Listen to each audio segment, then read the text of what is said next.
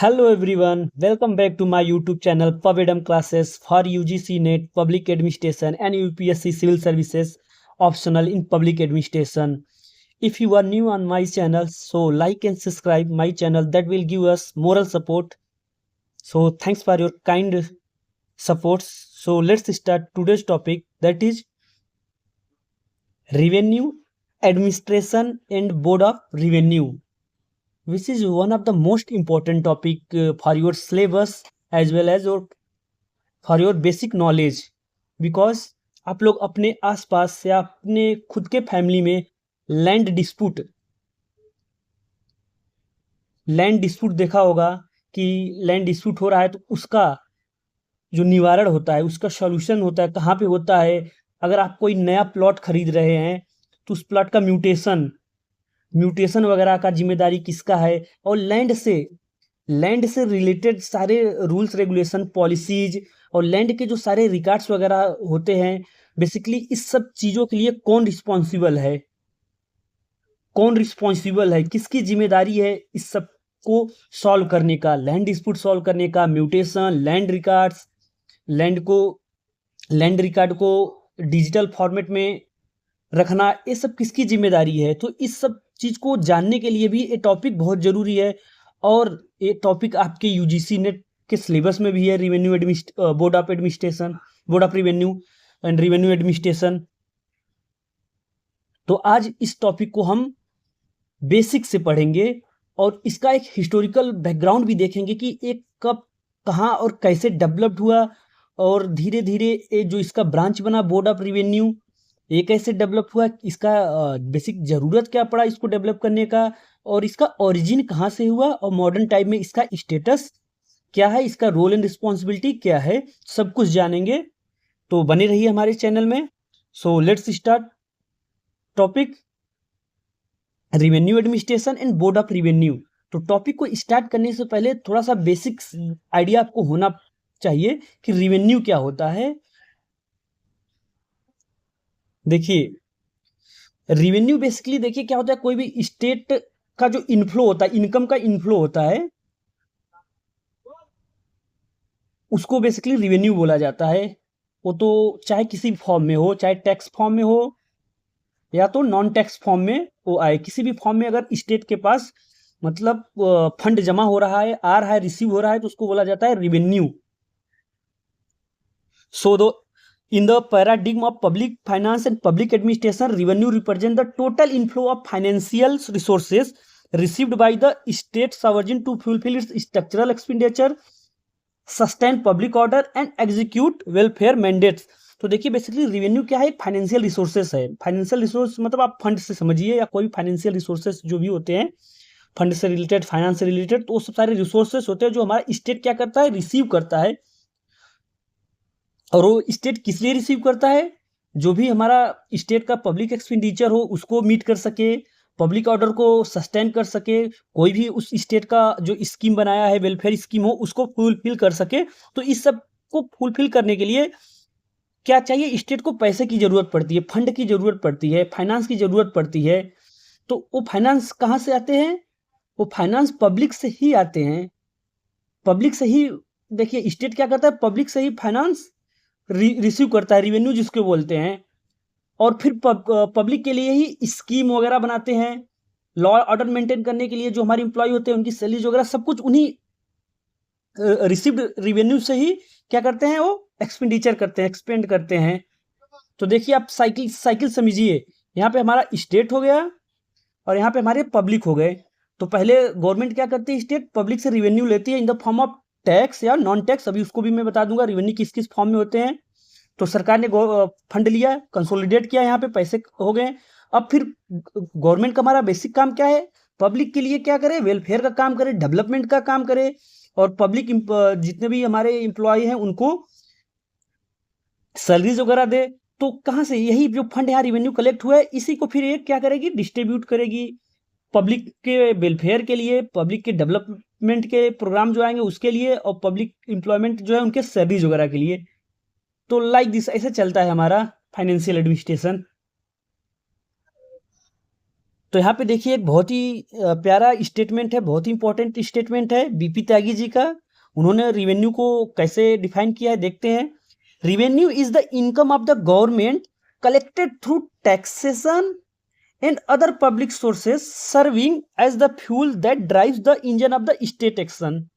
देखिए इसमें त्यागी जी बताए हैं कि जो रिवेन्यू बेसिकली क्या होता है, जो कि गवर्नमेंट के द्वारा जो भी फाइनेंस रिसोर्सेस कलेक्ट किए जाते हैं, या तो वो फॉर्म होंगे टैक्स के फॉर्म में होंगे या तो अदर पब्लिक सोर्स के फॉर्म में होंगे, जो कि क्या करेगा, एक फ्यूल का काम करेगा। फ्यूल का काम करेगा जो इंजन का गवर्नमेंट का इंजन है उसको चलाने के लिए, उसको एक्शन देने के लिए। अब समझते हैं जो हमारा ये रिवेन्यू है इसके फॉर्म्स क्या क्या होते हैं, किस फॉर्म में रिवेन्यू बेसिकली गवर्नमेंट हमारा स्टेट जनरेट करता है। तो देखते हैं इसका। See the taxonomy of state income. तो देखिए यहाँ पे कैटेगरी बहुत अच्छा प्यारा सा टेबल है। अगर इस टेबल को आप लोग स्क्रीनशॉट लेके रख लीजिए, आपको लाइफ टाइम पता हो जाएगा कि हमारा जो स्टेट रिवेन्यू जनरेट करता है उसके क्या क्या फॉर्म है और किस तरह से रिवेन्यू हमारा स्टेट बेसिकली जनरेट करता है। तो कैटेगरी हमारा आता है बेसिकली दो टाइप के हमारे रिवेन्यू जनरेट करता है गवर्नमेंट, जो कि एक होता है tax revenue and other one is non tax revenue. तो टैक्स रिवेन्यू बेसिकली क्या है, कंपलसरी होते हैं, जो कि एक टैक्स के फॉर्म में लिए जाते हैं। वही जो नॉन टैक्स रिवेन्यू होते हैं वो क्या है, होते हैं वो टैक्स के थ्रू नहीं, वो फीस वगैरह होते हैं, एक जो गवर्नमेंट सर्विसेज प्रोवाइड करती है उसके थ्रू जो पैसे कलेक्ट होते हैं उसको बोलते हैं नॉन टैक्स रिवेन्यू। अब टाइप की बात करते हैं तो हमारा हो गया कैटेगरी, बेसिकली रिवेन्यू की कैटेगरी क्या हो गया, tax revenue and non tax revenue. Now will see the types of सब टाइप। अब कैटेगरी के बाद सब टाइप देखिए, जैसे टैक्स रिवेन्यू में क्या क्या आ जाएगा। एक तो हमारा डायरेक्ट टैक्स आएगा, और डायरेक्ट टैक्स क्या क्या होता है देखिए, अगर आप इसको टेबल को अगर समझ लिए तो आपको सब कुछ आइडिया पता लग जाएगा कि टैक्स का क्या क्या होते हैं, टैक्स के फॉर्म क्या होते हैं और कौन सा टैक्स किस सब टाइप में आता है। तो देखिए जो हमारा डायरेक्ट टैक्सेस आते हैं और इनडायरेक्ट टैक्सेस आते हैं, और होता है प्रॉपर्टी लैंड टैक्सेस। ये तीन टाइप के हमारे टैक्स रिवेन्यू होते हैं जो कंपलसरी टैक्स इनमें देने ही पड़ते हैं। तो देखिए जो डायरेक्ट टैक्स में आता है वो क्या है, हमारा इनकम टैक्स आता है, कारपोरेट टैक्स आएगा, वेल्थ टैक्स आएगा।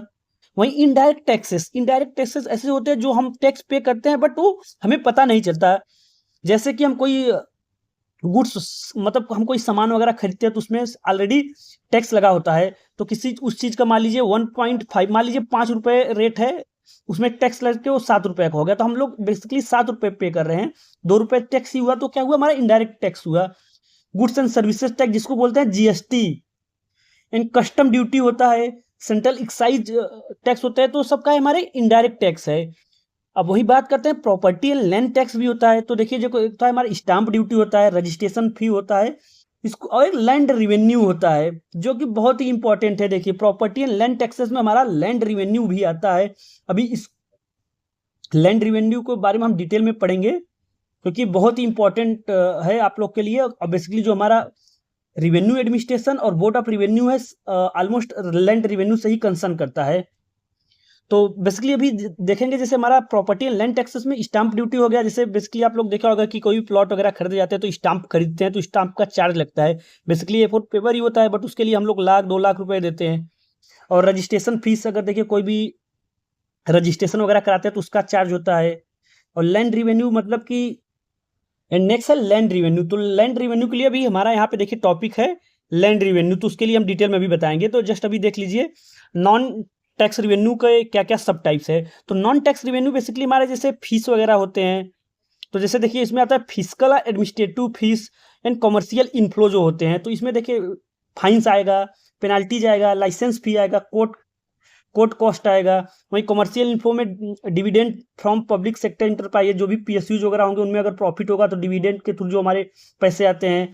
Royalties on minerals, extraction resources, user charge, तो ये सब क्या है, हमारे कमर्शियल इनफ्लो है। तो आई होप आप लोग को कैटेगरी ऑफ टैक्स रिवेन्यू आ गया होगा, उसके सब टाइप्स और उसमें एग्जाम्पल उसके कौन कौन से, आई होप आप लोग को क्लियर हो गया होगा।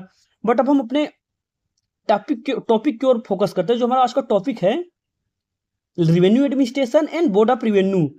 तो उसको जानने के लिए हमें क्या था, हमें रिवेन्यू समझना था। रिवेन्यू हमने समझ लिया, टाइप ऑफ रिवेन्यू है उसको देख लिया। अब देखते हैं जो हमारा एक टाइप ऑफ रिवेन्यू में सब टाइप होता है, जिसमें जो लैंड रिवेन्यू होता है उसको अब हम समझते हैं। देखिए धीरे धीरे लिंक होते जा रहा है आपका टॉपिक से, revenue administration and board of revenue से लिंक होगा। तो उसके लिए एक एक चीज आपको जानना जरूरी है। अब पढ़ते हैं हम लैंड रिवेन्यू क्या होता है basically. See understanding the land revenue. तो इन सिंपल अगर इन फॉर्मल में लैंड रिवेन्यू आपको समझना है तो लैंड रिवेन्यू बेसिकली ये भी एक प्रकार का टैक्स है जो कि गवर्नमेंट के द्वारा लगाया जाता है फार्मर पे, जो कि लैंड पे, जो उनके पास जमीन होते हैं, एग्रीकल्चरल जमीन होते हैं, उसके उस पे जो चार्ज लगाए जाते हैं स्टेट के द्वारा, उसको बोला जाता है land revenue. One more important point, आप लोग इसको स्टार मार्क कर लीजिए। लैंड रिवेन्यू बेसिकली क्या है, one of the most important है। क्यों? क्योंकि ये है one of the oldest and most important source of government income. Ancient time में हमारा जो लैंड रिवेन्यू था गवर्नमेंट का, one of the most important source of income था लैंड रिवेन्यू। और बेसिकली लैंड रिवेन्यू लगाया जाता था ओनर पे, जो हमारे ओनर होते थे लैंड के उन पे, और बेसिकली कल्टीवेटर पे। कल्टीवेटर बोले तो फॉर्मल जो फसल उपजाता है, इन पे लगाया जाता था टैक्स सरकार के द्वारा। और जो पैसे फंड जमा होते थे, फंड जमा हो गया, और उस फंड को क्या पर्पस था सरकार का, उस फंड को किस लिए यूटिलाइज करता था गवर्नमेंट। तो fund basically running the administration को रन करने के लिए, लॉ ऑर्डर को मेंटेन करने के लिए, बिल्डिंग और रोड्स बनाने के लिए, और वेलफेयर प्रोग्राम को चलाने के लिए। तो बेसिकली सब के लिए सरकार को क्या पड़ेगी, पैसों की जरूरत पड़ेगी, फाइनेंशियल सपोर्ट की जरूरत पड़ेगी। तो सरकार क्या करेगी, जो हमारे लैंड ओनर्स थे, जो हमारे कल्टीवेटर फार्मर्स थे, उनके पास जो जमीनें थे उस पर उन्होंने टैक्स लगाया, और उस टैक्स के पैसे से हमारा ये सब प्रोग्राम, जो कि एडमिनिस्ट्रेशन को रन करने के लिए, लॉ ऑर्डर मेंटेन करने के लिए, वेलफेयर प्रोग्राम चलाने के लिए, रोड एंड इंफ्रास्ट्रक्चर डेवलपमेंट करने के लिए, उस पर सब हमारा क्या किया, स्पेंड किया। तो यह है बेसिकली लैंड रिवेन्यू और लैंड रिवेन्यू का बेसिक पर्पज। अब थोड़ा सा इसका हिस्टोरिकल बात करते हैं कि हमारा लैंड रिवेन्यू का जो ओरिजिन था कहाँ कहाँ से था, किस समय तक था। तो देखिए एंशिएंट और मेडिवल मैट्रिक्स में अगर हम बात करें तो एंशिएंट एंड मेडिवल मैट्रिक्स की बात करें तो क्या था उस समय, जो हमारा लैंड रिवेन्यू था main source of government income था, जो कि कौटिल्य के अर्थशास्त्र में मेंशन है। कौटिल्याज अर्थशास्त्र में मेंशन है कि जो हमारा लैंड रिवेन्यू गवर्नमेंट का मेन सोर्स ऑफ इनकम है। और बेसिकली एक किसके लिए यूटिलाइज किया जाता था, इट डायरेक्टली फंडेड स्टैंडिंग आर्मीज, जो हमारे आर्मीज होते थे उनके लिए, इंपेरियल एक्सपेंशन, जो देखिए एक्सपेंशन होता था, हमारा राज्य का विस्तार होता था उसके लिए, पब्लिक वर्क्स जितने होते थे उसके लिए। और पब्लिक वर्क्स में जैसे हमारा इरिगेशन वगैरह, सिंचाई के लिए जो प्रोविजन होते थे, कैनाल्स वगैरह जो बनते थे, उसके फंडिंग के लिए जो पैसे लिए जाते थे बेसिकली कहाँ से आते थे, लैंड रेवेन्यू से आते थे। तो इसीलिए जो एंशिएंट टाइम में कौटिल्य के अर्थशास्त्र में बताया जाता है कि जो हमारा लैंड रेवेन्यू है वो क्या है, मेन सोर्स ऑफ इनकम था गवर्नमेंट का। एंड कौटिल्य के जो अर्थशास्त्र में ये भी बताया गया कि जो हमारा रिवेन्यू का जो इंचार्ज होता था उसको क्या बोलते थे, समहर्ता। ये क्या था, चीफ रिवेन्यू ऑफिसर भी बोलते हैं। तो ये सब आपको जब इंडियन एडमिनिस्ट्रेशन का मैं ओरिजिन पढ़ा था उसमें सब कुछ बताया हूँ अच्छे से। वहीं मुगल पीरियड की अगर हम बात करें तो मुगल पीरियड की बात करें तो जो दीवान होते थे, दीवान क्या करते थे, लैंड रिवेन्यू से हमारे कंसर्न थे। अगर आप मुगल पीरियड का पढ़ेंगे तो टोडरमल, जो उनके नवरत्नों से एक थे, टोडरमल क्या थे, रिवेन्यू मिनिस्टर थे। और जो रिवेन्यू का इंचार्ज होता था एडमिनिस्ट्रेटिव, उसको दीवान बोलते थे। तो दीवान सारा सब कुछ लैंड रिवेन्यू कलेक्ट करता था, किसके द्वारा, जो कि टोडरमल के द्वारा एक लैंड मेजरमेंट सिस्टम बनाया गया था, उसी के थ्रू। अभी उसको भी हम डीप में पढ़ेंगे। तो अभी जस्ट देखिए, मॉडर्न मैट्रिक्स में it function as a regulatory and documentation instrument, financing local rural governance and micro infrastructures. तो एंशिएंट टाइम में हमने देखा कि इंपेरियल एक्सपेंशन, आर्मीज वगैरह, पब्लिक वर्क्स, इरिगेशन, सब चीज़ों के लिए हमारे जो लैंड रिवेन्यू के जो पैसे यूटिलाइज किए जाते थे। वहीं मॉडर्न मैट्रिक्स में देखिए micro infrastructure, governance process, local rural development के लिए भी हमारे यूटिलाइज किए जाते थे। Now come to the revenue administration. अब हम पढ़ते हैं रिवेन्यू एडमिनिस्ट्रेशन क्या है बेसिकली। तो रिवेन्यू तो हमने मतलब समझ लिया कि जो गवर्नमेंट का फंड रिसीव करता है, इनफ्लो होता है, उसको रिवेन्यू बोलते हैं। तो और एडमिनिस्ट्रेशन का भी हमें मतलब पता है। एडमिनिस्ट्रेशन का मतलब पता है, to manage affair, to manage affair. तो अगर वही बात करें हम रिवेन्यू एडमिनिस्ट्रेशन का, तो अगर वही बात करें हम रिवेन्यू एडमिनिस्ट्रेशन का, तो रिवेन्यू के जो मैटर्स होते हैं उनको मैनेजमेंट करना, उनको लुक आफ्टर करना हमारा क्या कहलाता है, रिवेन्यू एडमिनिस्ट्रेशन कहलाता है। इन सिंपल सीधा सीधा आप कंबाइन कर दीजिए रिवेन्यू को और एडमिनिस्ट्रेशन को जोड़ दीजिए। रिवेन्यू मतलब जो हमारा गवर्नमेंट टैक्स कलेक्ट करती है, रिवेन्यू कलेक्ट करती है, उस मैटर को एडमिनिस्ट्रेशन करना, मैनेज करना हमारा रिवेन्यू एडमिनिस्ट्रेशन कहलाता है। अब बात आता है कि एडमिनिस्ट्रेशन में क्या क्या एडमिनिस्ट्रेशन बेसिकली करेगा। रिवेन्यू एडमिनिस्ट्रेशन बेसिकली क्या क्या लुक आफ्टर करेगा। सी फर्स्ट तो एक क्या है हमारा जो रिवेन्यू एडमिनिस्ट्रेशन है, क्या है, ब्रांच ऑफ पब्लिक एडमिनिस्ट्रेशन है। See it is the specialised functional branch of public administration tasked with the scientific assessment, collection, custody, management, quasi judicial regulation of public revenue. Quasi judicial भी क्या है, इसका function है। With an intrinsic emphasis on land records and agrarian law. देखिए यहाँ पे दो चीज आपको ध्यान रखना पड़ेगा, फोकस देना पड़ेगा, quasi judicial regulation of public revenues and emphasis on land record and agrarian laws. तो बेसिकली देखिए अगर रिवेन्यू एडमिनिस्ट्रेशन की बात करें तो कंसर्न जो डायरेक्टली कंसर्न है हमारा लैंड रिवेन्यू से कंसर्न है।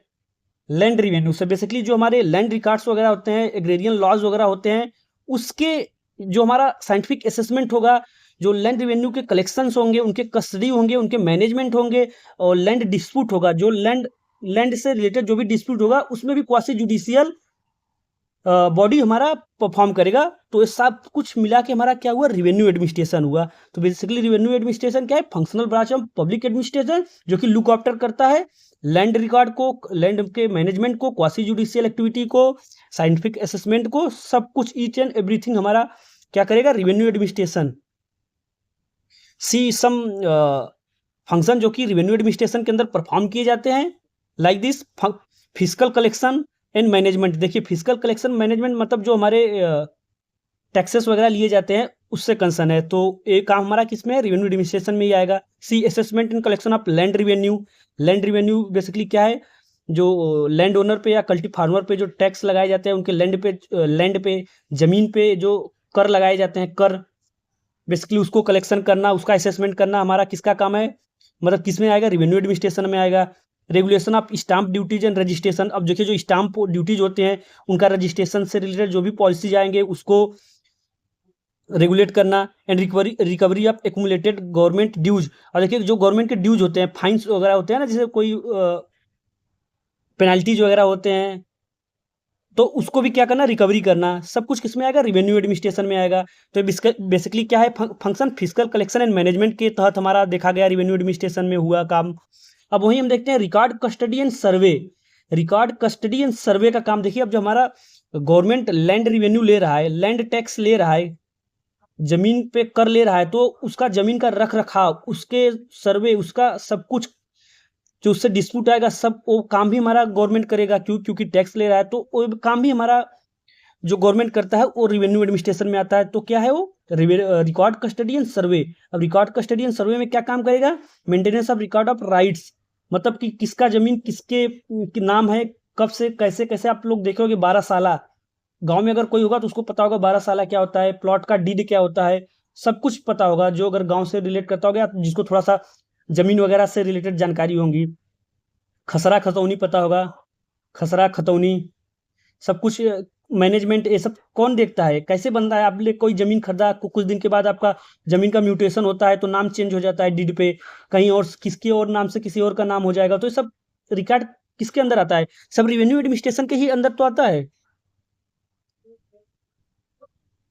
अपडेटिंग खसरा खतौनी म्यूटेशन रजिस्ट्रेशन। देखिए अपडेटिंग खसरा खतौनी म्यूटेशन रजिस्ट्रेशन। अपडेटिंग खसरा खतौनी मतलब आपने कोई प्लॉट लिया, पहले वो किसी और के नाम था, म्यूटेशन के बाद आपके नाम हो जाएगा। तो यही क्या होता है, अपडेटिंग खसरा खतौनी म्यूटेशन रजिस्ट्रेशन। म्यूटेशन जो होता है जिसको बोलते हैं आप लोग, जमीन लेने के बाद जो लेखपाल आता है चेक करके जाएगा, उस जमीन पर अगर कोई आपत्ति नहीं रहती तो क्या होता है, म्यूटेशन आपका कंप्लीट हो जाता है, तो जमीन आपके नाम हो जाती है। ये जो आप लैंड खरीदते हैं उसका लास्ट स्टेप है म्यूटेशन, इसी के थ्रू आपका नाम चेंज हो जाता है। Next cadastral mapping, soil classification. देखिए जमीन का जो क्लासिफिकेशन होता है, मृदा, ये सब भी हमारा काम किसके अंदर आता है, रिवेन्यू एडमिनिस्ट्रेशन के अंदर आता है। नेक्स्ट है लैंड रिफॉर्म्स इन्फोर्समेंट। अब देखिए जो लैंड रिफॉर्म्स होते हैं उस वो भी हमारा रिवेन्यू एडमिनिस्ट्रेशन का पार्ट है। जैसे इंटरमीडिएटरी एबोलिशन, जो जमींदारी सिस्टम को हटा दिया गया, ये क्या है, लैंड रिफॉर्म ही तो हुआ एक प्रकार से। जैसे पहले देखिए एक हमारा सिस्टम था रेतवारी, रेतवारी, महलवारी। दो टर्म आप लोगों ने सुना होगा, जो हिस्ट्री पढ़ा होगा या तो थोड़ा डीप में नॉलेज होगा जिसको हिस्ट्री के बारे में, तो उसको पता होगा कि रेतवारी सिस्टम क्या है, महलवारी सिस्टम क्या है। तो रेत बेसिकली क्या है, रेत मतलब होता है फार्मर, कल्टीवेटर। तो डायरेक्ट गवर्नमेंट क्या करती है, स्टेट क्या करेगी, डायरेक्ट टैक्स फार्मर से लेगी, बीच में कोई जमींदार नहीं रहेगा। तो इसको बोला जाता था रेतवारी सिस्टम। तो देखिए क्या हुआ, फिर इसको हटा दिया गया। पहले क्या था, जमींदार होते थे, जमींदार अपनी जमीन किसानों को, जो गरीब किसान होते थे, पुअर फार्मर को देते थे। तो पुअर फार्मर से क्या होते थे, वो अनाज लेते थे, उनका और पैसे वगैरह भी लेते थे। तो क्या होता, टैक्स गवर्नमेंट को देते थे, जमींदार देते थे। बट लैंड रिफॉर्म हुए रेवेन्यू एडमिनिस्ट्रेशन के तहत, तो उसमें क्या हुआ, जो बीच के जमींदार थे उनको हटा दिया गया, इंटरमीडिएटरी एबोलिशन हटा दिया गया। डायरेक्ट जो किसान जो खेत जोतता है, उपजाता है, वो क्या करेगा, टैक्स पे कर देता था प्लॉट का, उस प्लॉट का, जमीन का, और उस जमीन उसके नाम हो जाता था। जो मतलब जो टैक्स देगा उसके नाम पे जमीन कर दिया गया। तो ये सब चीजें लैंड रिफॉर्म्स हुए कुछ। तो इसको बोला जाता था रेतवारी सिस्टम। तो इसमें देखिए रेतवारी में क्या था, इंडिविजुअल फार्मर से लिया जाता था, इंडिविजुअल लैंड ओवर से टैक्स लिया जाता था, ये रेतवारी था। फिर कुछ रिफॉर्म्स हुए, जो महलवारी सिस्टम आया। महलवारी, महलवारी में क्या था, वो पूरा एक विलेज जो होता था, विलेज के अंदर जितने भी लैंड्स होते थे, उनके ओनर्स होते थे, सबका एक मुखिया जो होता था, विलेज के हेड, वो सबका कंसोलिडेटेड करके टैक्स देता था। तो यही हुआ हमारा महलवारी सिस्टम, बस सिंपल। तो enforcement of land ceiling laws, consolidation of fragmented holdings, ये सब क्या है, लैंड रिफॉर्म्स हुए। एंड लास्ट देखिए जो हमारा आता है quasi judicial and disaster relief. अब ये मैटर देखिए, कोई हमारा लैंड डिस्प्यूट हो जाता था, या तो हमारी फसल में कोई डिजास्टर हुआ, उसके रिलीफ वगैरह के लिए जो भी एक्टिविटीज होते हैं, फंक्शन परफॉर्म किए जाते हैं, वो भी हमारा रेवेन्यू एडमिनिस्ट्रेशन में आता है। जैसे education via revenue court, crop damage assessment during crisis, revenue remissions and distress पे आउट, सब कुछ हमारा रेवेन्यू एडमिनिस्ट्रेशन का पार्ट है। अब थोड़ा सा मैक्रो लेवल पे इसका डिटेल एनालिसिस करेंगे, इसके इवोल्यूशन के रिगार्डिंग लेके। बेसिकली मैंने बता दिया, फिर भी देखते हैं। देखिए एंशियंट पीरियड में जो हमारा ये रेवेन्यू एडमिनिस्ट्रेशन कौन करता था, समर्था करता था। समर्था बेसिकली क्या था, chief collector of revenue, chief collector of revenue. Basically chief collector of revenue को क्या बोलते थे, समर्था, किसमें, कौटिल्य के अर्थशास्त्र में। और बेसिकली जो समर्था का फंक्शन था वो था, this official was single handedly responsible for building the state budget बनाना, maintaining census, registries and tracking economic productivity across the empire. तो अगर आप मॉडर्न टाइम में देखेंगे तो एक फंक्शन किसके द्वारा किया जा रहा है, मिनिस्ट्री ऑफ फाइनेंस के द्वारा। तो जस्ट थोड़ा सा डिटेल में है, तो क्या होगा, अगर आपको चीज़ें डिटेल में मालूम होगी तो आपको चीज़ें क्या होगा, पढ़ने में मजा आएगा, इंटरेस्ट आएगा। चीज़ें मॉडर्न एंशियंट से लेके आप उसको मॉडर्न में रिलेट कीजिए। तो देखिए एंशियंट टाइम में भी हमारा चीफ रेवेन्यू कलेक्टर होता था। चीफ रेवेन्यू कलेक्टर का, जिसको हमें कौटिल्य का अर्थशास्त्र में समर्था दिया गया है, इसका काम सब जो आज मॉडर्न टाइम में मिनिस्ट्री ऑफ फाइनेंस का है, वही सब काम था। एंड मुगल पीरियड में देखिए फिर क्या हुआ, टाइम बढ़ते गया, तो मुगल पीरियड है, उसमें क्या हुआ, थोड़ा सा सिस्टमाइजेशन हुआ, उसमें थोड़ा सा डेवलपमेंट हुआ लैंड रेवेन्यू में, मतलब रेवेन्यू एडमिनिस्ट्रेशन में। तो जो मुगल पीरियड में जो हमारे रेवेन्यू एडमिनिस्ट्रेशन के इंचार्ज थे, वो थे हमारे टोडरमल साहब थे, राजा टोडरमल, जो कि उनको बोला जाता था finance minister to the emperor Akbar, Akbar का फाइनेंस मिनिस्टर थे। और ये नवरत्नों में से एक भी थे, ये भी जानना जरूरी है। तो जो टोडरमल साहब ने एक चीज़ पद्धति सिस्टम डेवलप किया था, बेसिकली लैंड मेजरमेंट के लिए। ये देखिए क्वेश्चन पूछा जाता है लैंड मेजरमेंट के लिए, जिसको जेप्ट सिस्टम भी बोला जाता था। बेसिकली क्या था, ये साइंटिफिक मेजरमेंट ऑफ लेंथ था। तो जिसका जितना जमीन रहेगा मेजरमेंट, वो उस हिसाब से क्या होगा, लैंड टैक्स देगा, लैंड रेवेन्यू देगा। तो ये टोडरमल साहब ने डेवलप किया था। बट देखिए ध्यान दीजिए, जो टोडरमल साहब थे वो थे हमारे फाइनेंस मिनिस्टर थे, जो इस समय हमारे मिनिस्ट्री ऑफ फाइनेंस के फाइनेंस मिनिस्टर, जो सीतारमण जी हैं, तो उस टाइप के थे राजा टोडरमल साहब। बट जो एडमिनिस्ट्रेटिव हेड की बात करें तो उसको बोलते थे हम दीवान, जो कि सारा एडमिनिस्ट्रेशन का काम करता था, उसको बोलते थे दीवान। और कुछ फीचर्स की बात करें, जो जेप्ट सिस्टम का कुछ फीचर था, तो उसने क्या किया था, देखिए, this system replace arbitrary calculation with exact land measurement. पहले क्या था, आर्बिट्ररी मतलब ऐसे एक प्रकार से अंदाजा लगा के कैलकुलेशन करके टैक्स लेते थे, तो इस चीज को क्या हुआ, जेप्ट सिस्टम रिप्लेस कर दिया। And classification based on soil fertility, और किस जमीन में कितना उसका उपज है, कितना अच्छा वो फर्टाइल है सॉइल, उसके अकॉर्डिंग भी क्या हुआ, उनको टैक्स देना पड़ता था। And continuous 10 year average yield assessment, 10 साला जिसको बोलते थे। The apex revenue administration was headed by the imperial Diwan. अब देखिए, जो रिवेन्यू एडमिनिस्ट्रेशन जो हेड किया जाता था, किसके द्वारा, दीवान के द्वारा। Now come to British period. देखिए अब टाइम कैसे एंशियंट से लेके मेडिवल से लेके ब्रिटिश, अब मॉडर्न टाइप में धीरे धीरे बढ़ रहा है हमारा रिवेन्यू एडमिनिस्ट्रेशन, किस तरह से चीज़ें डेवलप्ड हो रहे हैं। अब ब्रिटिश पीरियड की बात करें तो बेसिकली क्या है, institutional engineering and the extraction matrix, इसमें थोड़ा सा क्या हुआ, चीज़ें और एडवांस और क्या हुआ, स्पेशलाइज हो गया। देखिए अभी तक क्या था हमारा, दीवान जो कि रिवेन्यू मिनिस्टर थे, एंड एंशियंट टाइम में क्या थे, समरता था the chief collector of revenue, ये सब पूरा लैंड एडमिनिस्ट्रेशन काम अकेले संभालता था। यहाँ पे भी सिस्टम वही था, सिंगल था, सेंट्रलाइज था, दीवान सब देखता था, फाइनेंस मिनिस्टर। बट क्या हुआ, जो ब्रिटिश टाइम में था, ब्रिटिश पीरियड में, जो हमारी ईस्ट इंडिया कंपनी थी, ईस्ट इंडिया कंपनी को दीवानी राइट मिल गया। Diwani right over the Bengal, Bihar and Orissa, कितने में, 1765 में, 1765 में दीवानी राइट मिल गया इन सब प्रोविंसेस में, Bengal, Bihar and Orissa.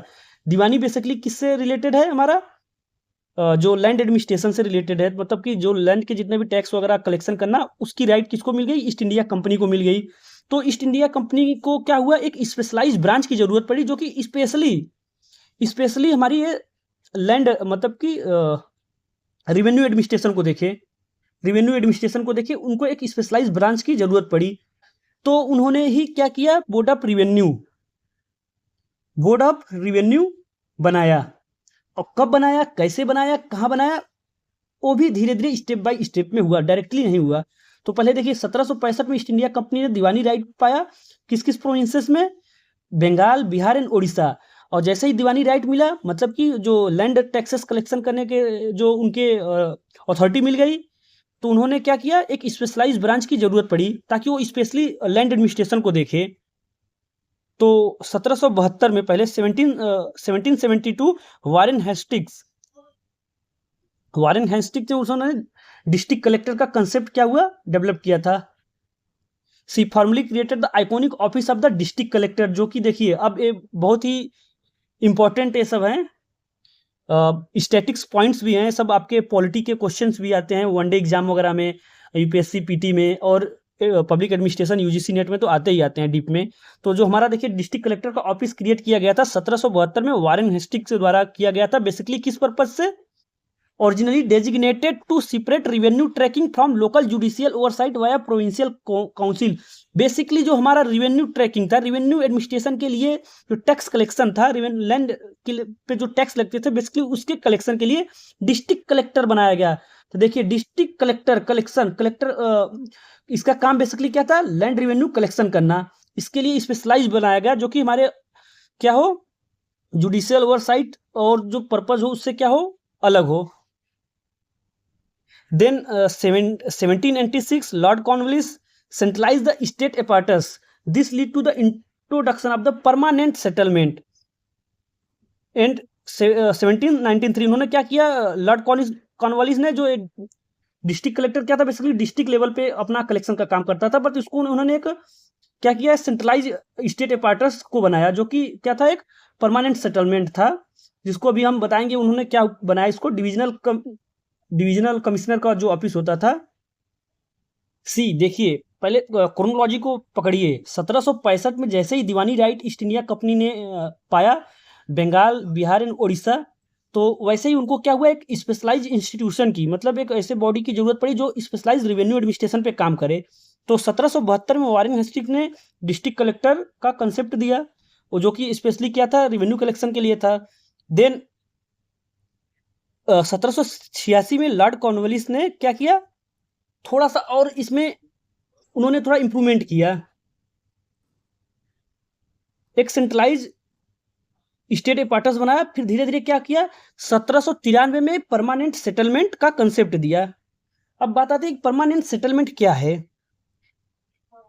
Basically permanent settlement एक लैंड रिवेन्यू कलेक्शन का एक सिस्टम है ब्रिटिश गवर्नमेंट के द्वारा बनाया गया, जिसमें जो लैंड रिवेन्यू था वो फिक्स कर दिया गया।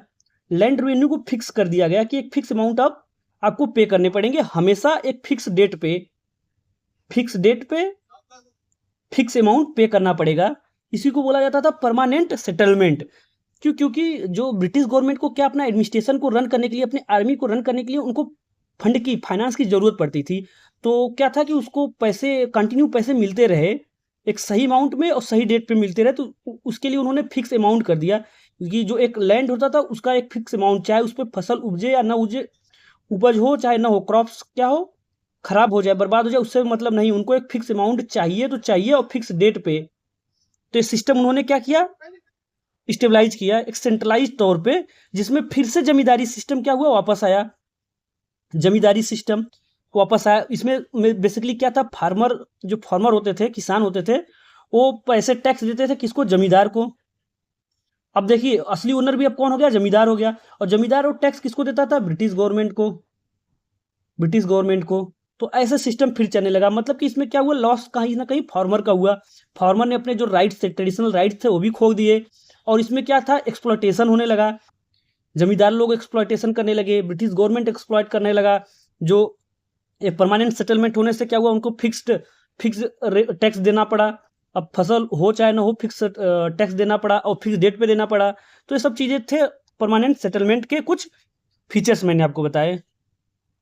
अभी देखिए, अभी क्या था, अभी जो हमारा टॉपिक है बोर्ड ऑफ रिवेन्यू, वो अभी अब आएगा। अभी तक तो हमने देखा ऑफिस, डिस्ट्रिक्ट कलेक्टर का ऑफिस क्रिएट कर दिया गया, जो कि हमारा एक डिस्ट्रिक्ट लेवल पे था।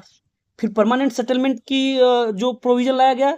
देन उसके बाद 1831 में बहुत इंपॉर्टेंट फैक्ट्स है। 1831 में the formal birth of board of revenue at Allahabad for the north western provinces. This specific multi member institutional layout serve as the definitive blueprint of for land administration throughout the British India. अब देखिए इन्होंने क्या किया था, 1786 में ही centralise the state apparatus, मतलब जो लैंड रेवेन्यू को बेसिकली एक सेंट्रलाइज इंस्टीट्यूशन में रखने का काम किया था। बट 1831 में उन्होंने एक सेंट्रलाइज बॉडी डेवलप किया, जिसको बोर्ड ऑफ रिवेन्यू बोला गया, जो कि इलाहाबाद में 1831 में डेवलप किया गया, जो कि पूरे ब्रिटिश गवर्नमेंट का जो लैंड रेवेन्यू से कंसर्न है वो करेगा बोर्ड ऑफ रिवेन्यू। और जो छोटे छोटे प्रोविंसेस में रहेंगे हमारे, उनको डीसी, डिस्ट्रिक्ट कलेक्टर कलेक्ट करेगा। और इनसे कौन होगा, बोर्ड ऑफ रिवेन्यू करेगा। और इससे क्या होगा, एक सेंट्रलाइज तौर पे फंड हमारा जनरेट होगा। तो आई होप आप लोग को एक कंसेप्ट बोर्ड ऑफ रिवेन्यू, जो कि हमारा टॉपिक है आज का, वो कैसे स्टेबलाइज हुआ, कैसे उसका उद्गम हुआ, आपको आइडिया लग गया होगा। और कब हुआ, 1831 में कहाँ हुआ, इलाहाबाद में, ये भी आइडिया लग गया हो गया। और किस पर्पज से हुआ, as a centralise body develop किया गया। क्योंकि लोकल डिसेंट्रलाइज तौर पे हमारे डिस्ट्रिक्ट कलेक्टर ले रहे थे, बट उसको क्या था कि ब्रिटिश गवर्नमेंट को चलाने के लिए, रन करने के लिए एक पैसे क्या हो, एक सेंट्रलाइज तौर पे आने चाहिए। तो उसी पर्पज से हमारा बोर्ड ऑफ रिवेन्यू आया। तो आई होप आप लोग को आइडिया लग गया होगा कि हमारा बोर्ड ऑफ रिवेन्यू कैसे स्टेबलाइज हुआ और बोर्ड ऑफ रिवेन्यू का बेसिकली किस पर्पज के लिए बनाया गया था। बेसिकली जो बना था इसका टैक्स कलेक्शन के लिए था, वेलफेयर का कोई काम नहीं था, ओनली टैक्स कलेक्ट करने का काम था। बट अब हम बात करेंगे कि पोस्ट इंडिपेंडेंस ईरा, जिसको वेलफेयर एंड डिजिटाइजेशन ईरा बोलते थे। अब देखिए, जैसे अब देश हमारा आज़ाद हुआ, तो अब हम एक्सप्लॉयटेशन का काम तो करेंगे नहीं, हम अब क्या करेंगे, वेलफेयर का काम करेंगे। तो इस पर्सपेक्टिव से, इस साइकोलॉजी से, जो पर्पज था बोर्ड ऑफ रिवेन्यू का, अब धीरे धीरे क्या हुआ, एक्सप्लॉयटेटिव नेचर से हमारा वेलफेयर नेचर हो गया। और सब कुछ चीजें उसके क्या हुए, धीरे धीरे डिजिटाइजेशन हो गए। See following 1947 the structural pivot shift sharply from resource extraction to distributive justice. पहले क्या था, एक्सट्रैक्शन का काम, मतलब पैसे निकालने का काम था, मतलब टैक्स वसूली का बेसिकली काम था। अब उससे धीरे धीरे क्या हुआ, हमारा डिस्ट्रीब्यूटिव जस्टिस हुआ, उसमें मतलब थोड़ा सा वेलफेयर के काम भी करने लगा। और जो हमारा सिस्टम था, जमींदारी सिस्टम था, इसका भी एवोल्यूशन हो गया। और कुछ हमारे लैंड लॉज वगैरह थे, जो लैंड सीलिंग लॉज और टेनेसी प्रोटेक्शन, सब कुछ धीरे धीरे डेवलप हुए। और एक सिस्टम डेवलप हुआ DILRMP, जिसको बोला जाता है digital India land record modernisation program चलाया गया। In the contemporary era this has evolve into technological integration via digital India land record modernisation program. इसमें क्या है, आपका लैंड का सारा रिकॉर्ड सब कुछ ब्यौरा इसमें रहेगा डिजिटल फॉर्म में। तो बेसिकली इसको DILRMP प्रोग्राम भी बोलते हैं। क्योंकि देखिए जब हमारा क्या हुआ, पोस्ट इंडिपेंडेंस के बाद हमारे जो स्टेट का काम, हमारे गवर्नमेंट का काम क्या था, बेसिकली वेलफेयर का काम था। तो वेलफेयर के लिए क्या हुआ, सब कुछ जो हमारा पर्पस था बोर्ड ऑफ रिवेन्यू का शिफ्ट हुआ धीरे धीरे। नाउ अब देखते हैं हम board of revenue. Basically board of revenue का स्ट्रक्चर, स्टैंडिंग एंड कंपोजिशन की बात करते हैं कि बोर्ड ऑफ रिवेन्यू का बेसिकली कंपोजिशन क्या है, स्ट्रक्चर्स क्या है उसका। अब बोर्ड ऑफ रिवेन्यू का अब मॉडर्न टाइम में उसका पर्पस क्या है, फंक्शन क्या है, इस सब की बात करेंगे। अभी तो हमने एंशियंट टाइम पे, मेडिवल टाइम पे पढ़ा, अब पढ़ेंगे मॉडर्न टाइम पे। तो बोर्ड ऑफ रिवेन्यू का स्ट्रक्चर और उसके फंक्शन पढ़ने से पहले एक छोटा सा मैं आइडिया आप लोग को ब्रीफ आइडिया देता हूँ कि स्टेट का बेसिकली डिवीजन कैसे होता है। बेसिकली आप लोग को पता है, जैसे हमारा स्टेट हो गया, स्टेट हो गया, स्टेट स्टेट के बाद क्या होता है, उसके छोटा यूनिट हमारा डिस्ट्रिक्ट होता है। देन डिस्ट्रिक्ट के बाद उसको हम सब डिवीजन में बांटे हैं।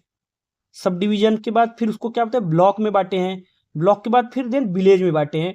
जनरली यही होता है अगर देखें तो, state, district, sub division, block and village. तो ये बेसिक जस्ट अभी हम इसका जब लोकल डिस्ट्रिक्ट एडमिनिस्ट्रेशन और लोकल एडमिनिस्ट्रेशन पढ़ेंगे तो उसमें सब कुछ बताएंगे। बट अभी जस्ट आइडिया आपको होना चाहिए कि हमारा स्टेट होता है, देन स्टेट को डिस्ट्रिक्ट में, डिस्ट्रिक्ट को सब डिवीजन में, सब डिवीजन को ब्लॉक में, ब्लॉक को विलेज में। जस्ट एक स्ट्रक्चर क्रिएट होता है। तो हम बात कर रहे हैं अभी रिवेन्यू एडमिनिस्ट्रेशन के रिलेशन में पढ़ रहे हैं, रिवेन्यू एडमिनिस्ट्रेशन पढ़ रहे हैं, तो इसके रिलेशन में हम बात करते हैं। तो देखिए जो हमारे स्टेट में रिवेन्यू एडमिनिस्ट्रेशन का एक डिपार्टमेंट होता है जिसको बोलते हैं रिवेन्यू डिपार्टमेंट, रिवेन्यू डिपार्टमेंट बोलते हैं। ये जस्ट लाइक हमारा मिनिस्ट्री है एक प्रकार से। अगर यूनियन लेवल पे होता है तो उसको मिनिस्ट्री ऑफ रिवेन्यू बोलते हैं, बट क्या है हमारा स्टेट लेवल पे, क्योंकि स्टेट लिस्ट में आता है रिवेन्यू मैटर, तो क्या है डिपार्टमेंट ऑफ रिवेन्यू बोलते हैं। एक प्रकार से इसको बोल सकते हो मिनिस्ट्री है, ये पूरा मंत्रालय है, बट स्टेट लेवल पे तो इसलिए इसको रिवेन्यू डिपार्टमेंट बोलते हैं। तो स्टेट लेवल पे जो हमारा रिवेन्यू से रिलेटेड जो होता है सबसे बड़ा ऑफिस, उसको बोला जाता है रिवेन्यू डिपार्टमेंट। रिवेन्यू डिपार्टमेंट जो कि हमारा एक सेक्रेटरिएट का पार्ट है। अब रिवेन्यू डिपार्टमेंट में बेसिकली होता कौन है, सी यहाँ पे थोड़ा लिख देता हूँ आइडिया हो जाए। हम जैसे लेते हैं यूपी, अपनी यूपी की बात करते हैं, ठीक है। यूपी हो गया, यूपी में आप मान लीजिए हमारा क्या है, रिवेन्यू डिपार्टमेंट है।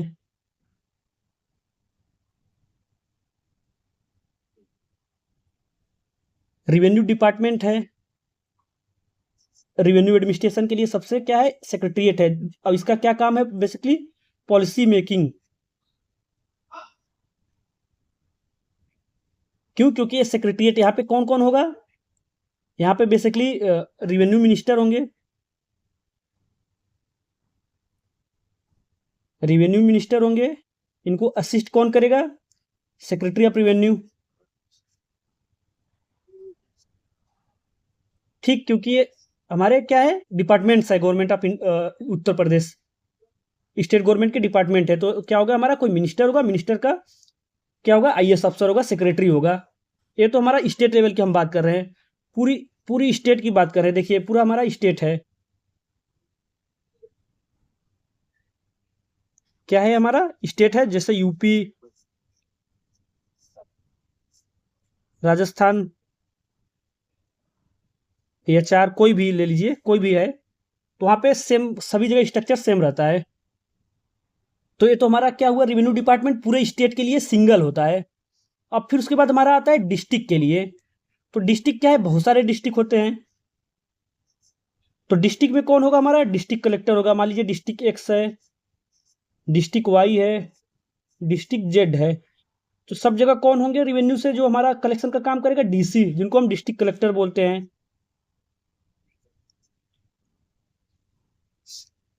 देखिए इस दो टर्म आते हैं, डीएम और डीसी, डिस्ट्रिक्ट कलेक्टर और डिस्ट्रिक्ट मजिस्ट्रेट। तो इस चीज दोनों वर्ड कंफ्यूज मत होइएगा, दोनों सेम नहीं है। जो हमारा डिस्ट्रिक्ट मजिस्ट्रेट होता है बेसिकली उसका पर्पज होता है लॉ ऑर्डर को मेंटेन करना। तो जैसे देखिए डीसी का काम बेसिकली क्या था, लैंड रिवेन्यू, जो रिवेन्यू कलेक्शन, लैंड रिकॉर्ड, ये सब था। जो हमारा डिस्ट्रिक्ट मजिस्ट्रेट डीएम का बेसिकली क्या होता है, अपने डिस्ट्रिक्ट में लॉ ऑर्डर को मेंटेन करना, पुलिस का सुपरविजन करना। तो ये सब चीज क्या है, फंक्शन है बेसिकली। अगर आप चाहिए बेसिकली डिफरेंस जानना है तो आप कमेंट सेक्शन में बताइए, इसके लिए मैं एक स्पेशलाइज लेक्चर बना के अपलोड कर दूंगा। तो जस्ट आप लोग को आइडिया होगा। तो हम अभी लैंड रिवेन्यू, रिवेन्यू एडमिनिस्ट्रेशन से बात कर रहे हैं, तो हम इसलिए डिस्ट्रिक्ट में डीसी को अपॉइंट कर रहे हैं। देन डिस्ट्रिक्ट हो गया। डिस्ट्रिक्ट में देखिए हर एक डिस्ट्रिक्ट में क्या होते हैं, मान लीजिए डिस्ट्रिक्ट एक्स में सब डिवीजन कर दिया गया, इसको 3 पार्ट में बांट दिया गया। हर एक को 3 पार्ट मान लीजिए, जस्ट एग्जाम्पल के लिए मैं बता रहा हूँ। तो ये क्या हुआ, सब डिवीजन हुआ। जहां पे बैठता कौन है, एसडीएम। एसडीएम हेड करेगा। और ये सब कौन होते हैं, ये सब आईएएस होते हैं। तो एसडीएम का बेसिकली सारा इसका मिक्स कंबाइंड पर्पज आ जाता है। देन एसडीएम के अगर नीचे हम देखेंगे तो हमारा क्या आता है, देन इसके बाद क्या होता है, ब्लॉक्स आते हैं, छोटे छोटे ब्लॉक होते हैं जहाँ हमारा बीडीओ होता है, ब्लॉक डेवलपमेंट अफसर। देन उसके बाद हमारा क्या आता है, विलेज आता है, जहाँ पे हमारा क्या होता है, लेखपाल। ये यूपी में लेखपाल, राजस्थान में पटवारी बोलते हैं। ये भी देखिए क्या है, यूजीसी नेट पब्लिक एडमिनिस्ट्रेशन का पार्ट है, कहाँ पे लेखपाल, कहाँ पे पटवारी। तो इसको अगर हम जब लोकल गवर्नमेंट पढ़ेंगे तो उसमें सब कुछ क्लियर हो जाएगा। तो बेसिकली जस्ट मैं एक ब्रीफ स्ट्रक्चर दिया कि जो रिवेन्यू एडमिनिस्ट्रेशन किससे कहाँ कंसर्न है। रिवेन्यू डिपार्टमेंट, जो कि हमारा रिवेन्यू मिनिस्टर सेक्रेटरी होंगे, इनका बेसिकली काम क्या होता है, ये सेक्रेटरिएट बेसिकली क्या है, सेक्रेटरिएट हो गया। इनका काम है लैंड रिकॉर्ड्स, जो लैंड से related policy banana.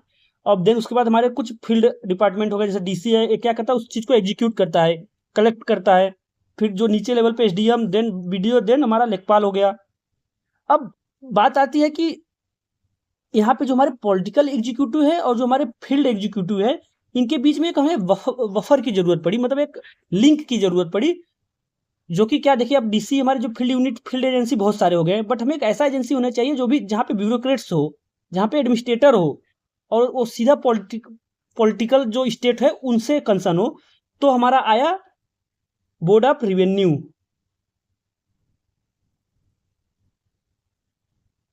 Board of revenue basically क्या है, लिंक का काम किया, किसके बीच, सेक्रेटरिएट के बीच और सारे फील्ड एजेंसी के बीच।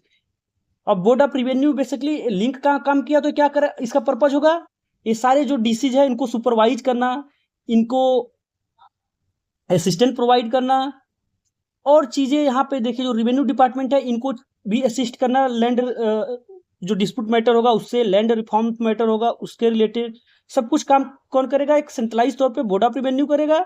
और डिसेंट्रलाइज तौर पे यहाँ पे सब कुछ बने गए हैं, डीसी, एसडीएम, बीडीओ, लेखपाल, लाइक दिस। आई होप आप लोग को स्ट्रक्चर समझ में आया होगा। सी थोड़ा पीडीएफ में देखते हैं। स्ट्रक्चरल पोजीशन की बात करते हैं। स्ट्रक्चरल पोजीशन का, तो the board of revenue stand at the apex of state land administration. देखिए हमारा जो बोर्ड ऑफ रिवेन्यू है वो क्या है, एपेक्स, स्टेट में क्या है, एपेक्स बॉडी है। किससे रिलेटेड, हमारा लैंड एडमिनिस्ट्रेशन से रिलेटेड। अगर सेक्रेटरिएट को छोड़ दे तो उसके बाद हमारा क्या है, बोर्ड, क्योंकि सारा काम लैंड एडमिनिस्ट्रेशन का बोर्ड ऑफ रिवेन्यू से ही आता है। बेसिकली जो सेक्रेटरिएट का इनका पॉलिसी मेकर्स है सब, यहाँ पे बेसिकली पॉलिटिशियन हेड करते हैं। तो अभी हम एडमिनिस्ट्रेशन की बात करें तो जस्ट एडमिनिस्ट्रेटिव जो इंस्टीट्यूशन है उसकी बात कर रहे हैं। तो क्या है हमारा, the board of revenue stand at the apex of state land administration architecture. It serve as a vital structural buffer between political state engine, जो कि सेक्रेटरिएट एंड रेवेन्यू डिपार्टमेंट होगा, and the ground executive unit that is district collectors. Now see, state civil secretariat में क्या होगा, policy formulation layer होगा, जो हमारा क्या है, रेवेन्यू डिपार्टमेंट है, डिपार्टमेंट ऑफ रेवेन्यू है। देन उसके बाद हमारा क्या आएगा, बोर्ड ऑफ रिवेन्यू आएगा, जो कि apex supervisory and judicial layer है। देन उसके बाद हमारा डिविजनल कमिश्नर आया। देखिए कंसेप्ट डिविजनल लाया गया ताकि कुछ डिस्ट्रिक्ट को मिला के एक डिवीजन बनाया गया, ताकि चीजें क्या हो, ज्यादा बर्डन ना हो बोर्ड ऑफ रिवेन्यू पे। देन डिस्ट्रिक्ट कलेक्टर है, डीएम है। देन उसके बाद हमारा डिविजनल ऑफिसर एसडीएम वगैरह आए। देन तहसीलदार या नायब तहसीलदार आए। देन विलेज रिवेन्यू ऑफिसर आएगा, ऑफिशियल, जैसे पटवारी, लेखपाल। तो बेसिकली क्या है, हमारा कंपोजिशंस है। किसका, रेवेन्यू एडमिनिस्ट्रेशन में जो ऑफिशियल्स है, बोर्ड ऑफ रेवेन्यू के जो मेंबर्स है उनका, और जो फील्ड लेवल पे जो ऑफिशियल है उनका ऑर्डर कैसे है, उसके बारे में यहाँ पे दिया गया है सब कुछ। अब बात करते हैं जो हमारा बोर्ड ऑफ रेवेन्यू का कॉन्स्टिट्यूशनल प्रोविजन के बारे में, देखते हैं कि ये जो इंस्टीट्यूशन है इसका क्या नेचर है। एक कॉन्स्टिट्यूशनल बॉडी है, स्टेचुटरी बॉडी है। तो देखिए जो हमारा बोर्ड ऑफ रेवेन्यू है उसके लिए कॉन्स्टिट्यूशन में कहीं मेंशन नहीं है कि बोर्ड ऑफ रेवेन्यू होना चाहिए किसी आर्टिकल के थ्रू, ऐसा कहीं मेंशन नहीं है। तो ये क्या है, ये नॉन कॉन्स्टिट्यूशनल बॉडी है। बट ये जो क्रिएट किया गया, कैसे क्रिएट किया गया, इसको basically state land revenue act के थ्रू, रेगुलेशन के थ्रू, लैंड रेवेन्यू कोड के थ्रू इसको स्टेबलाइज किया गया, जिससे इसका नेचर क्या हुआ, स्टेचुटरी नेचर हुआ। See the board of revenue is not a constitutional body, point to remember, it contain no direct reference within the text of constitution of India.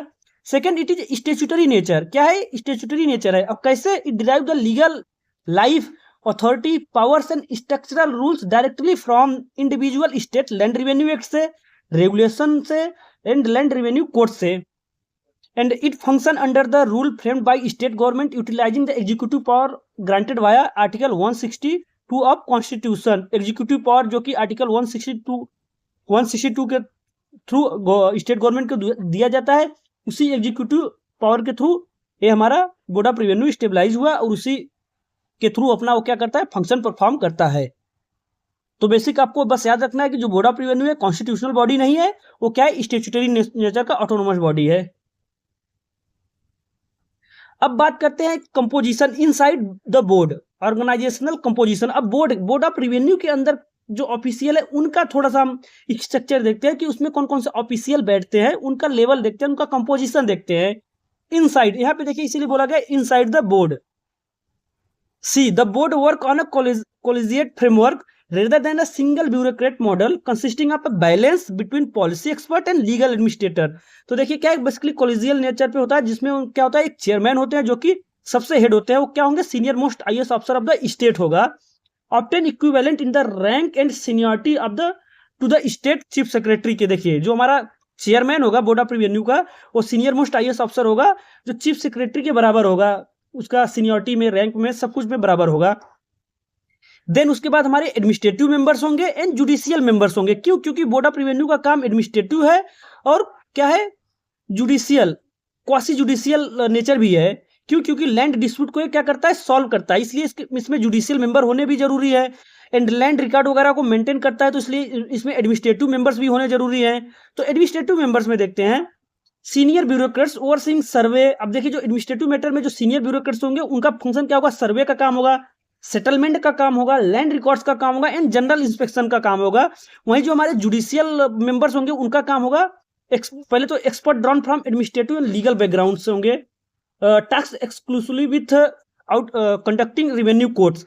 देखिए क्या है, रेवेन्यू कोर्ट का काम करेंगे। तो जो हमारा बोर्ड ऑफ रेवेन्यू है बेसिकली क्या है, एपेक्स रेवेन्यू कोर्ट होता है, स्टेट का एपेक्स रेवेन्यू कोर्ट होता है। पॉइंट टू रिमेंबर, इसको लिख लीजिए, जो बोर्ड ऑफ रेवेन्यू है वो स्टेट का एपेक्स रेवेन्यू कोर्ट भी होता है। मतलब कि स्टेट का जो लैंड डिस्प्यूट से जो भी मैटर करेगा, रेवेन्यू, बोर्ड ऑफ रेवेन्यू करेगा।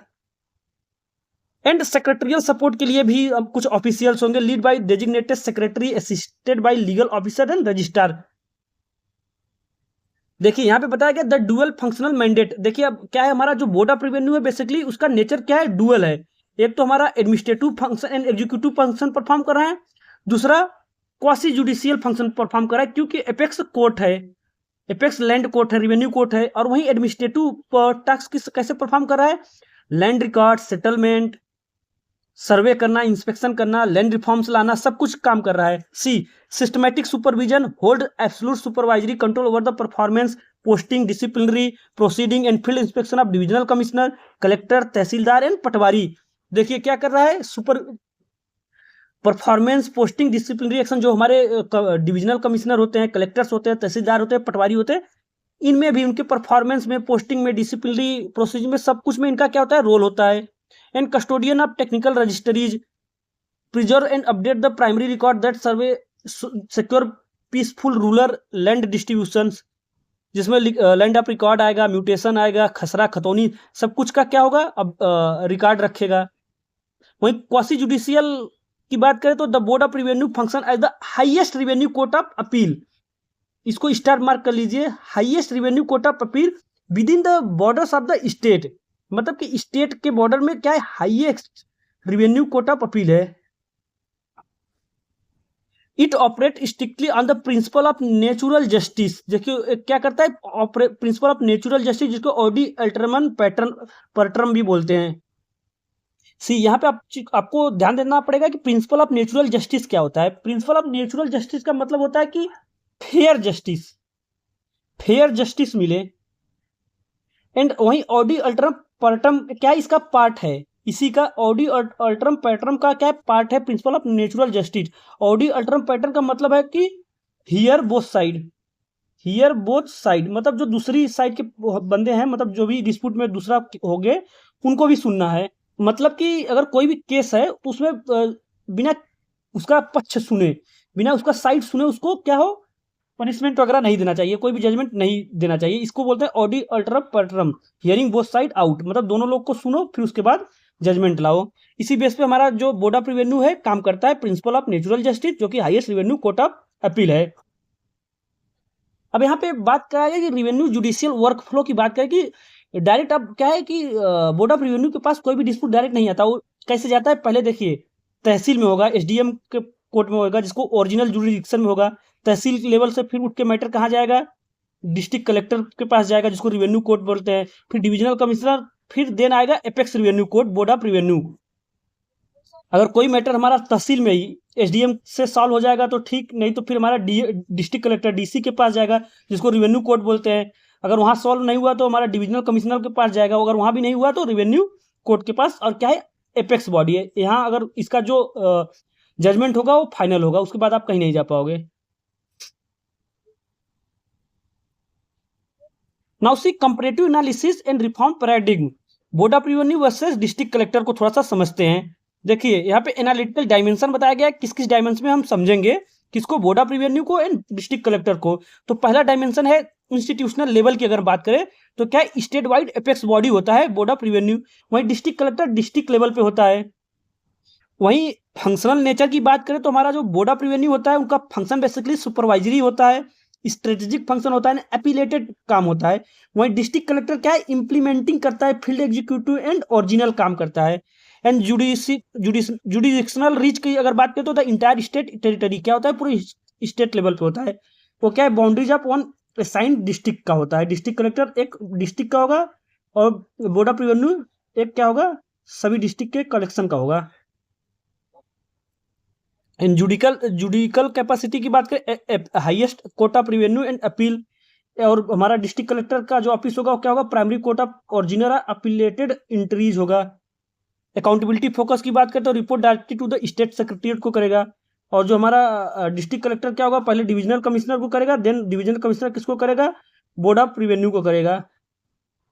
Now see scholarly theoretical perspective, यहाँ पे कुछ स्कॉलर के जो पर्सपेक्टिव हैं उसको देखते हैं जो हमारा बोर्ड ऑफ रिवेन्यू कैसे फुलफिल करता है। तो मैक्स वेबर का जो ब्यूरोक्रेसी थ्योरी है, see the board is pristine manifestation of the Weberian model, it relies deeply on a clear functional hierarchy, rigid division of labor, rule bound decision framework, strict impersonality and written technical documentation, जो कि खसरा खतौनी होता है। तो अब बात करते हैं कि जो हमारा ये बोर्ड ऑफ रिवेन्यू ऑफिस है वो जो हमारी स्कॉलर्स है उनके जो स्कॉलर के थ्योरीज है उसको कैसे फुलफिल कर रहा है। तो देखिए क्या है, थोड़ा एडवांस लेवल के हो गए ये, बेसिकली जो ऑप्शनल राइटिंग होगा उसमें ये सब की जरूरत पड़ेगी कि जो बोर्ड ऑफ रिवेन्यू है बेसिकली मैक्स वेबर के जो थ्योरी ऑफ ब्यूरोक्रेसी को कैसे फुलफिल करता है। तो उसके लिए आपको मैक्स वेबर का जो ब्यूरोक्रेसी थ्योरी जानना बहुत जरूरी है। तो बेसिकली जो मैक्स वेबर का ब्यूरोक्रेसी थ्योरी है बेसिकली क्या है, बेस्ड ऑन वेबरियन मॉडल है। और वेबरियन मॉडल में चीजें क्या होती है, हियरार्की, जो हमारे एडमिनिस्ट्रेटर होते हैं वो एक हियरार्की में होंगे, चीजें लिखित में होगी, रिटेन में होगी, सब चीजें रूल एंड रेगुलेशन से होगा। तो बेसिकली एक जनरल ओवरव्यू है वेबरियन मॉडल का जो कि मैक्स वेबर की ब्यूरोक्रेसी थ्योरी बताती है। तो देखिए एक हमारा बोर्ड ऑफ रिवेन्यू क्या है, बेसिकली हियरार्की फॉलो कर रही है। एक ऑर्डर में कि पहले हमारा स्टेट सेक्रेटरीट हुआ, हमारे बोर्ड ऑफ रिवेन्यू हुआ, डिविजनल कमिश्नर हुआ, तो यहाँ पे एक हियरार्की देखी गई, एक रिगिड डिवीजन ऑफ लेबर देखा गया, मतलब कि सब लोगों का अपना एक एरिया फिक्स है कि कौन किस एरिया में काम करेगा। जैसे हमारा विलेज लेवल पे पटवारी हो गया, lekhpal, then BDO, then SDM, then divisional district collector, then divisional commissioner, then board of revenue. तो क्या हुआ देखिए, कहीं ना कहीं डिवीजन ऑफ लेबर को फुलफिल कर रहा है। एंड रूल बाउंड डिसीजन लिया गया। चीजें क्या हुआ कि हर एक चीजें का गाइडलाइंस बनाता है हमारा बोर्ड ऑफ रेवेन्यू, तो उसके बेस पे हम कार्य कर रहे हैं। तो क्या हुआ, रूल बाउंड भी हुआ। एंड चीजें क्या हुआ, सब कुछ रिटेन एंड टेक्निकल डॉक्यूमेंटेशन पे है, जैसे खसरा खतौनी हुआ, तो सब चीजें फुलफिल कर रहा है। वही हेनरी फ्योल एंड लूथर गुलिक का क्लासिकल स्कूल ऑफ थॉट को देखें तो क्या कर रहा है, the board embodies the classical principle of scalar, chain and unity of command. Unit देखिए क्या हुआ, एक चैन में हुआ। चैन बेसिकली क्या है, हियरकी हुआ, और यूनिटी ऑफ कमांड हुआ। जैसे हमारा बोर्ड ऑफ रेवेन्यू कमांड देगा किसको, डिविजनल कमिश्नर को डिविजनल कमिश्नर देगा, डिस्ट्रिक्ट कलेक्टर को डिस्ट्रिक्ट कलेक्टर देगा, एसडीएम को एसडीएम देगा, बीडीओ को। तो क्या हुआ, यूनिटी ऑफ कमांड हुआ। And it serve as the institutional link that fulfil Gulick's POSDCORB model. अब देखिए जो हमारा इंस्टीट्यूशन है गुलिक के पोस्टकॉप मॉडल को भी फुलफिल कर रहा है। कैसे, planning, organising, staffing, directing, coordinating, reporting, budgeting, ये सब जो हमारा गुलिक का पोस्टकॉप है उसको भी फुलफिल कर रहा है। कैसे,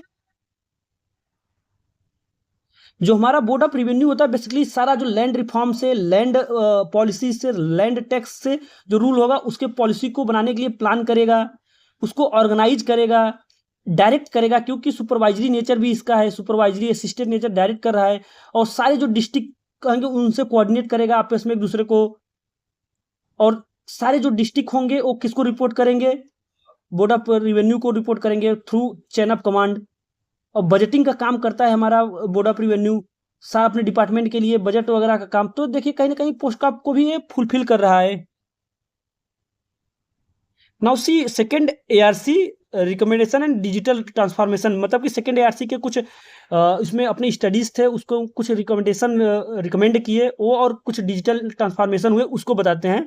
तो देखिए जो digital India land record modernisation programme DILRMP, the second administrative reform commission 2005 to 2009 called for a comprehensive reconfiguration of the system via, मतलब जो हमारा लैंड रिकॉर्ड का सिस्टम है, म्यूटेशन का, लैंड रिकॉर्ड का, उसको एक GIS global global GIS global information system के थ्रू पूरा मॉडर्न कर दिया जाए। तो ये सब क्या है, डिजिटल प्रोग्राम है जिसके थ्रू हमारा जो लैंड एडमिनिस्ट्रेशन, रेवेन्यू एडमिनिस्ट्रेशन क्या हुआ, थोड़ा सा इंप्रूव हुआ। थोड़ा सा क्या, बहुत ज़्यादा इंप्रूव हुआ। लैंड डिस्प्यूट वगैरह के रिगार्डिंग क्या हुआ, थोड़ा सा केसेस कम हो जाएंगे, सब चीज़ डिजिटाइज हो जाएगा, तो उनका रिकॉर्ड मेंटेन करना, हाउसकीपिंग वगैरह सब कुछ ईजी हो जाएगा। तो बेसिकली सेकेंड एआरसी रिकमेंडेशन का यही था। तो आई होप आप लोग को revenue administration and board of revenue थोड़ा डीप में अच्छा सा समझ में आया होगा, विथ रियल एग्जाम्पल। जो आपके आसपास ऑफिस है, जो आपके आसपास केसेस हो रहे हैं, उसको लेके मैंने समझाया है। तो आई होप आप लोग को समझ में आया होगा। तो once again request to all, like and subscribe, like and subscribe my channel for more updates for UGC NET public administration. और ऐसे ही इंटरेस्टिंग पीडीएफ नोट्स को पाने के लिए, जो कि हमारे टेलीग्राम पे अवेलेबल है, और टेलीग्राम का चैनल हमारे डिस्क्रिप्शन बॉक्स में है, उससे आप लोग जुड़ जाइए। और ये अट्रैक्टिव पीडीएफ आप लोग सेव कर लीजिए, वहां से डाउनलोड कर लीजिए, ताकि आप लोग रिवीजन कर सके अच्छे से। इस पीडीएफ को पाने के लिए आप लोग हमारे टेलीग्राम चैनल से जुड़िए, जो कि लिंक उसका डिस्क्रिप्शन बॉक्स में है। सो आप लोग अपना शॉर्ट नोट्स बनाइए और रिवीजन करते रहिए। ऐसे टॉपिक क्या है, बहुत ज़रूरी टॉपिक है आपके बेसिक नॉलेज के लिए और अपने सिलेबस के लिए भी। So thank you.